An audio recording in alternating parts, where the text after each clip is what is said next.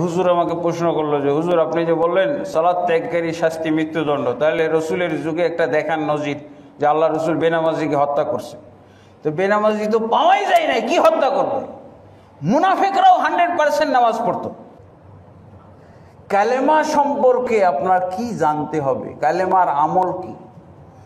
আল্লাহ রসুল সাল্লাল্লাহু আলাইহি ওয়াসাল্লাম যে 12টা বছর কালেমার এলেম আমল শিখালেন, নির্দেশনা কি শিখালেন, এগুলো জানা দরকার না? আমি তো দ্বিতীয় রুকনে যাইতে পারবো না, আল্লাহ রসুল সাল্লাল্লাহু আলাইহি ওয়াসাল্লাম দ্বিতীয় রুকনে নেননি। আল্লাহ তাবারক ওয়া তাআলা দ্বিতীয় রুকনে নেননি যতক্ষণ পর্যন্ত কালেমা শিক্ষা কমপ্লিট না হয়েছে। তা 12 বছর পরে ফরজ হলো দ্বিতীয় রুকন সালাত। এরপরে আল্লাহ রাসূল সাল্লাল্লাহু আলাইহি ওয়াসাল্লাম বললেন কি বাইনাল আবদি ওয়াল কুফরি ওয়াশ শিরকি তারকুস সালাহ, আল্লাহর বান্দা কাফের মুশরিকের মধ্যে পার্থক্য হলো সালাত ছেড়ে দাও।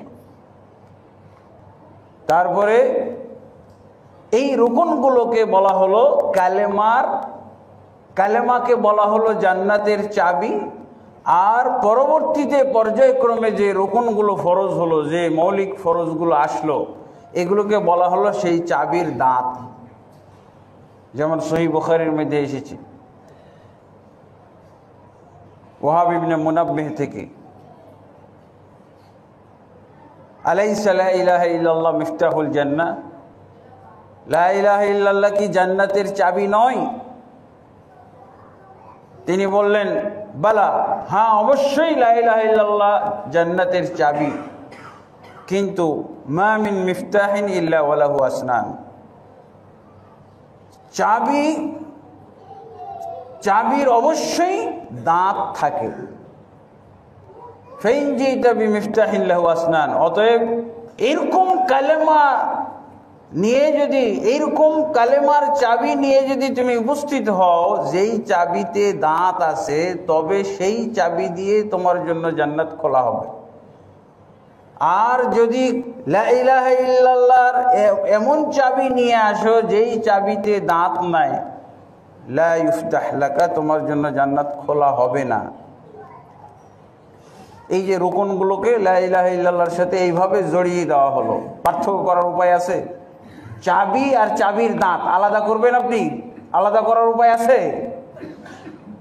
এখন কালেমার এলেম আমল আপনি কমপ্লিট করেছেন, আপনার পরবর্তী রুকন সালাত আদায় করতেই হবে। ত্যাগ করলে আবার সে কাফের মুশরিক হয়ে যাবে। এমনকি আল্লাহ রাসূল সাল্লাল্লাহু আলাইহি ওয়াসাল্লাম মৃত্যুদণ্ডটাও ঘোষণা করেছে। যারা সালাত পড়বে না, সালাত ত্যাগকারী, তাদের জন্য মৃত্যুদণ্ড আছে।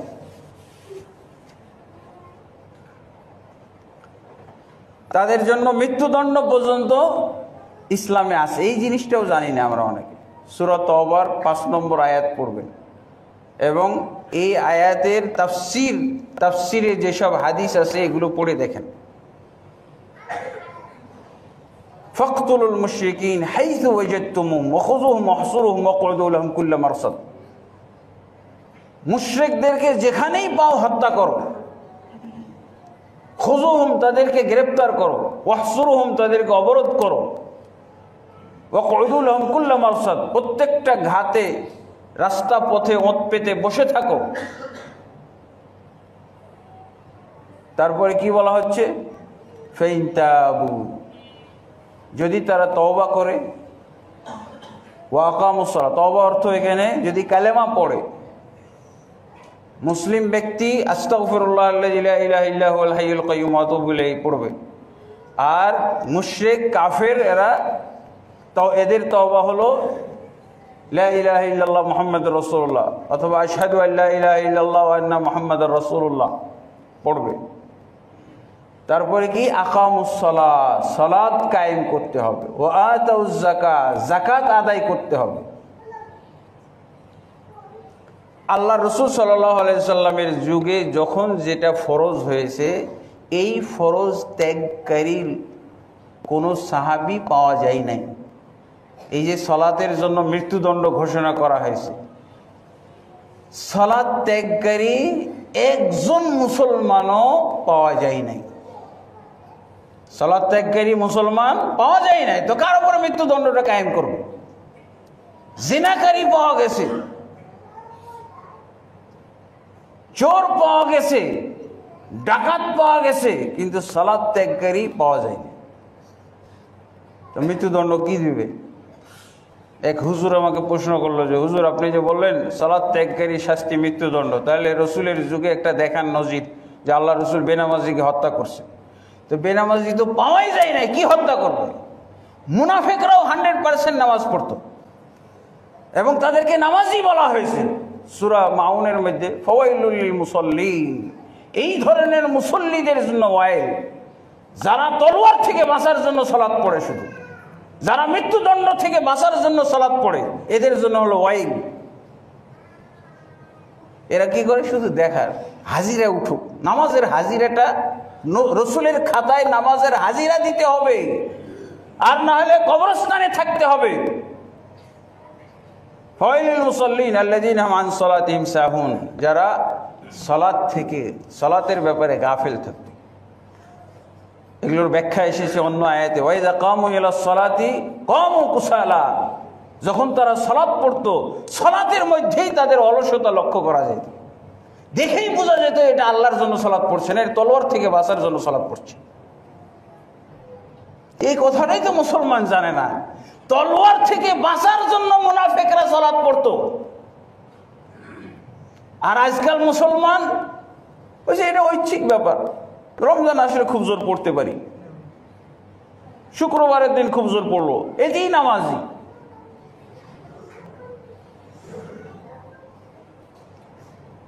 ইবনে মাসউদ রাদিয়াল্লাহু আনহু বলছেন যে আমরা নামাজে পিছ পড়া লোকদেরকে চিহ্নিত করে রেখেছিলাম। নামাজে পিছে পড়া লোকগুলো ছিল চিহ্নিত মুনাফিক, বুঝাই যেত ওই 1 রাকাত ছুটে গেছে, কোন রকম তাশাহুদে এসে যোগ দিছে, 2 রাকাত ছুটে গেছে, এটা দেখেই বুঝতে পারতাম। নামাজে অ্যাটেন্ড করে না এরকম দেখে নয়, নামাজে অ্যাটেন্ড করার পর তাদের চেহারা সুরত, তাদের বডি ল্যাঙ্গুয়েজ দেখে বোঝা যেত যে এটাই মুনাফিক। নামাজে হাজিরা না দিয়ে গায়েব থাকার কোনো সুযোগ ছিল না, এর নাম হলো দ্বিতীয় রোকন। আর তৃতীয় রোকন তো হলো যাকাত। আল্লাহ রাসূল সাল্লাল্লাহু আলাইহি ওয়াসাল্লামের যুগে 5টা রোকন ফরজ হয়েছে, সর্বশেষ হজ ফরজ হয়েছে 9ম হিজরি। রসুলের যুগে যখন যে ইবাদত ফরজ হয়েছে কোনোটাই ছাড়ার মতো, সাহস রাখার মতো কেউ কোনো মুসলমান ছিল না। ফরজ হয়ে গেছে ছেড়ে, ফরজ মানে কি? কম্পালসারি সাবজেক্ট ছাড়া যায়? দুনিয়াবী স্বার্থে আমরা কিন্তু ছাড়ি না, আখেরাতের স্বার্থে ছাড়তেছি। দুনিয়াবী স্বার্থে দেখেন, যদি আমি মেট্রিকের একটা সাবজেক্টে, একটা কম্পালসারি সাবজেক্টে অ্যাটেন্ড না করি তো ফেল, এই জন্য যাই। যতই রোগ মুসিবতের মধ্যে থাক, ভ্যানে করে নিয়ে যায় তাকে কম্পালসারি সাবজেক্ট পালন করানো হয়। মারও মায়া হচ্ছে না, বাবারও মায়া হচ্ছে না, কেউ মায়া মমতা দেখাচ্ছে না। এই ভ্যানে ওঠ, এই গাড়িতে ওঠ, প্রাইভেট কারে, বিছানা করে দাও, কলমটা দাও, শুয়ে দরকার হলে লিখবে। দুনিয়াবী স্বার্থে কম্পালসারি সাবজেক্ট পালন, আর আখেরাতের স্বার্থে আল্লাহর নির্ধারিত কম্পালসারি সাবজেক্টের ক্ষেত্রে শিথিলতা চলে। এটা কে বুঝ দিল আপনাকে? কে বললো? কোন মৌলভী সাহেব, কোন মুফতি?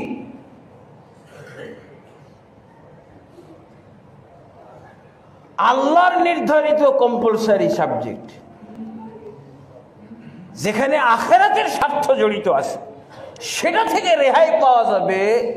হ্যাঁ, আপনি দেওবন্দ থেকে একেবারে হাটহাজারি পর্যন্ত হুজুর, ভারতবর্ষের সব হুজুরকে জিজ্ঞেস করেন, হ্যাঁ কোনো সমস্যা নাই, নামাজ ছেড়ে দিয়েছে, কি হয়েছে? ও মুসলমান, পাক্কা মুসলমান, নামাজ ছাড়লেও তার ইসলাম ঠিক থাকে, মুসলিম ঠিক থাকে। যাকাত বাদ দিলেও তার ইসলাম ঠিক থাকে, মুসলিম ঠিক থাকে। জিজ্ঞেস করেন আপনি, হাটহাজারি যান, দেওবন্দে যান, এই এলেম পাইনি তারা।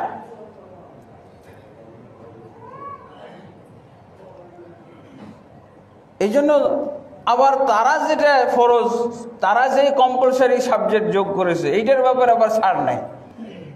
যদি বলা হয় যে হুজুর ও তো মাযহাবও ছেড়ে দিয়েছে, বুঝলি তাহলে তো মুসলমানই না।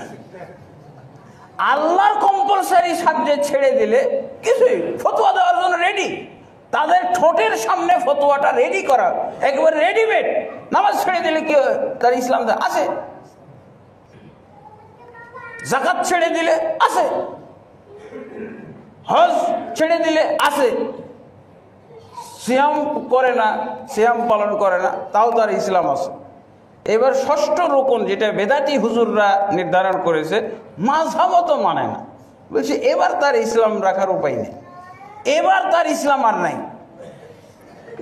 পীর ধরে না, এ তো